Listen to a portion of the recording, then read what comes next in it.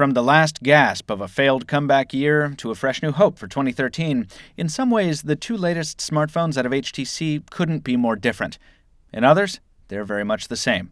I'm Michael Fisher, this is Pocket Now, and this is HTC One versus HTC Droid DNA.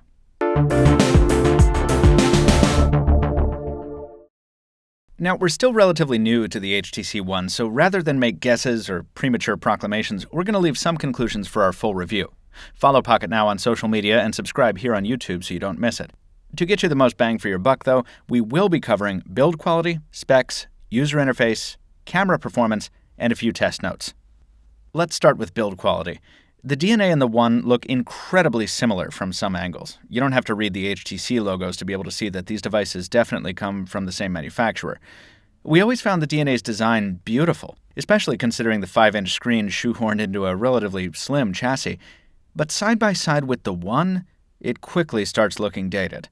Yes, the soft-touch exterior is more grippy, but it's also more conventional, more commonplace. The One's shiny aluminum might scratch over time, but it's absolutely gorgeous in person, and there is a black version available for a more subtle look. The injection molded detailing really helps break up the vast expanse of the back cover, something you can't say about the DNA. But the One also retains the palm-kissing curve of the DNA, doing away with the troublesome USB flap in the process. And the use of metal only increases its weight over the DNA by 5 grams. It comes in at a very nice 143 grams. All this, combined with the machined ports above and below the One's smaller display for the speakers, and the much ballyhooed chamfered edge flanking the screen, gives the One a much more mature appearance than the DNA. Just like the old One X helped pull HTC's design language into the modern era after a dull 2011, the new HTC One is setting a modern tone for 2013, and, sad to say, making the DNA seem quite ho-hum by comparison. That modernization includes the guts of these devices, and the HTC One packs enhancements there, too. Our global review unit packs a Qualcomm Snapdragon 600 running at 1.7 GHz. That's 200 MHz faster than the DNA's Snapdragon S4 Pro, but both models are backed up by the same 2 gigs of RAM. Neither of these devices offers expandable memory, but the One is much better off than the DNA, with 32 gigs on board to the DNA's 16. Speaking of stuff you can't remove, the 2300 mAh battery is sealed up inside the HTC One, but at least it's a bit larger than the DNA's similarly sealed 2020 mAh pack. A good thing, because it has to power Bluetooth 4.0, Wi-Fi ABGNN, NFC, and of course, the HSPA and LTE radios that make it a smartphone.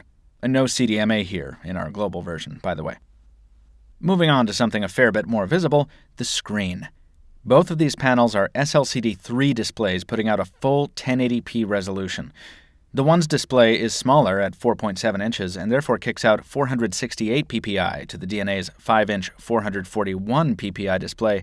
Color saturation is excellent, blacks are quite deep for an LCD, and side-on visibility is just unbelievable. These screens are as close to perfect as you can get on a smartphone in 2013. It's what's displayed on those screens that's different, and here we come to the interface. The Droid DNA shipped with Sense 4 Plus, the 2012 version of HTC's Android skin.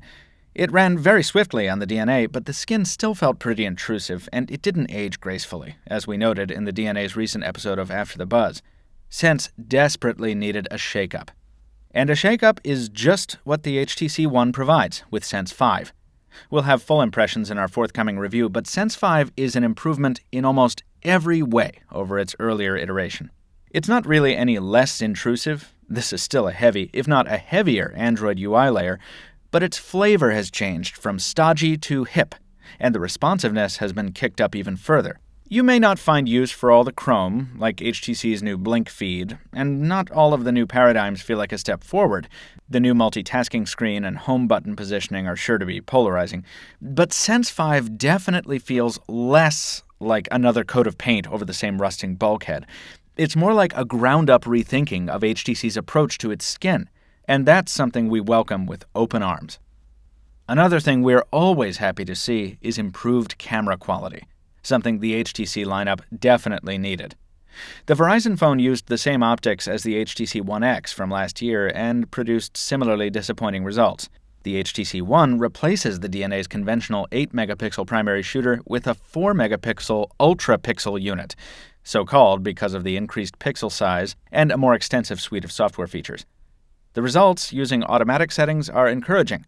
The One doesn't produce the best smartphone results we've ever seen, and their 4-megapixel size means zoomability is negligible, but on the whole, the color balance and sharpness of the One's photos is good, and it definitely puts out much better photos than the DNA. Differences in video output are more subtle, but low-light performance on the HTC One is amazing, right up there with the Lumia 920's miracle working. We've covered the Lumia vs. One and DNA vs. One camera comparison more extensively in a special pair of features at PocketNow.com, but there's no getting around it. Overall, the One's ultra-pixel camera beats the pants off the Droid DNAs, as it should. We're continuing to test the One, so our findings are preliminary, and it's difficult to get meaningful results when you're testing a Verizon device against an unlocked global device with an AT&T SIM card. That said, the One has performed the standard smartphone duties quite well. Just like on the Droid DNA, callers say we sound fine over both earpiece and speakerphone, and they come through just fine on our end as well. The One's forward-firing speakerphone does offer a much nicer experience than the DNA's rear-mounted unit in this regard, and that's not confined to phone calls. Everything that outputs sound, from Spotify to Netflix, is just better, because the sound is coming at you instead of blasting away from you. When you think of it, it's amazing more manufacturers don't fix this. Similar to what we said earlier about HTC Sense, the One as a whole feels much more like a ground-up rethinking of the whole smartphone experience than an iteration on an older concept. The Droid DNA is still an excellent smartphone with a beautiful display and a flagship-class feature set, and the presumed software update to the new version of Sense will definitely give it some enhanced staying power. But from its aesthetics to its camera, it's very much a creature of yesterday living in the world of tomorrow, a world the new HTC One looks more than ready to take on. Folks, we have much more coming on the new HTC One in the days and weeks ahead. Stay tuned to PocketNow.com for our full review, as well as a whole lot of other content. In the meantime, thank you for watching. Once again, I'm Michael with Pocket Now. Stay tuned for more.